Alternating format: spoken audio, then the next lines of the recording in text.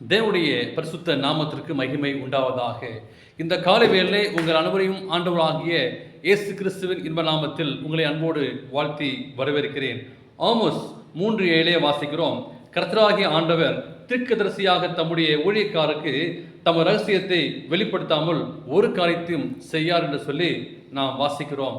ஆம், தேவனுக்கு பிரியமான பிள்ளைகளே, ரகசியத்தை வெளிப்படுத்தும் தேவன் என்று சொல்லி நாம் இந்த நாளே நாம் வாசிக்கிறோம்.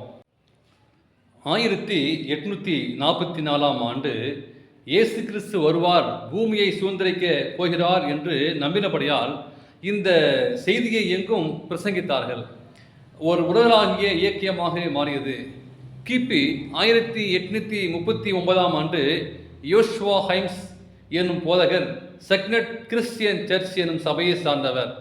வில்லியம் மில்லர் பிரசங்கத்தை கேட்டு அவர் செய்தியை ஏற்றுக்கொண்டு அட்வென்ட் இயக்கத்தில் பங்கு பெற்று வல்லமையான பிரசங்கம் செய்ய ஆரம்பித்தார். அநேக கைப்பிறைகள் கிடைக்கவும், பாட புத்தகம் கிடைக்கவும், பிரசங்கங்கள் கிடைக்கவும் காரணமாய் இருந்தவரே இவரே. கிபி 1841 ஆண்டு யோசியா லிச் என்பவர் மெத்தடிஸ்ட் சபையிலிருந்து தனது தொடர்பை துண்டித்துக் கொண்டார். பின்னர் அட்வென்ட் இயக்கத்தில் முழுநேர ஊழியக்காரராக பணியாற்றினார். அதே வருடம் சார்லஸ் பிட்ச் என்பவர் காங்கிரி நேஷனல்ஸ் சபையை சார்ந்தவர் இந்த சத்தியத்தை ஏற்றுக்கொண்டு கிபி 1843 ஆண்டு தீர்க்க தரிசன விளக்கப்படத்தை உருவாக்கினார்.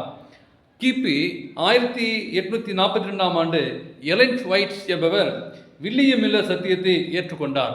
அதனால் அவர் மெத்தடிஸ்ட் சபையிலிருந்து நீக்கப்பட்டார்.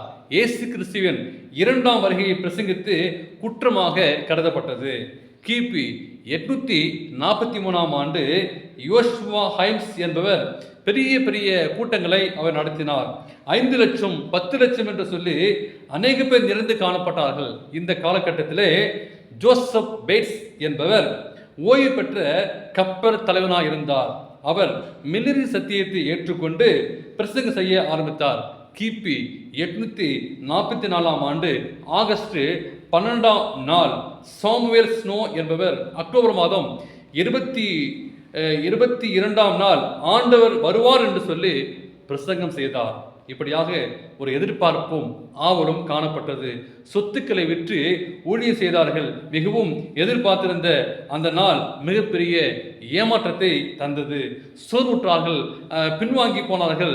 பலர் மீண்டுமாய் வேதத்தை ஆராய்ந்து ஒரு புதிய வெளிச்சத்தை கண்டு கொண்டார்கள். அதன் வழியாக தான் இந்த செவன்த் டே அட்வென்டிஸ்ட் மாபெரும் என்று ஒரு இயக்கம் உருவானது. இதில் இருப்பது எவ்வளவு பெரிய ஒரு மகிழ்ச்சியாக இருக்கிறது. வேதம் சொல்கிறது, யோவான் 5:30 வாசிக்கிறோம், வேத வாக்கியங்களை ஆராய்ந்து பாருங்கள், அவைகளால் உங்களுக்கு நித்திய ஜீவன் உண்டென்று எண்ணீர்களே, என்னை குறித்து சாட்சி கொடுப்பீங்க மகளே. எனவே ஆண்டவரோடு ஒரு நெருங்கிய உறவை வைக்கக்கூடிய அந்த ஒரு மேன்மையான சத்தியத்தை ஆண்டவர் இந்த திருச்சபை கொடுத்துள்ளார். நீங்கள் நானுமாக இந்த சத்தியத்தை கேட்டு நீங்கள் நானும் வேறொன்றி இந்த சத்தியத்தை நாம் மற்றவர்களுக்கு சொல்ல பிரயாசப்படுவோம். கர்த்தருடைய வருகைக்கு நாம் துரிதப்படுத்துவோம். தேவன் தாமே உங்களை ஆசீர்வதிப்பாராக. ஆமேன்.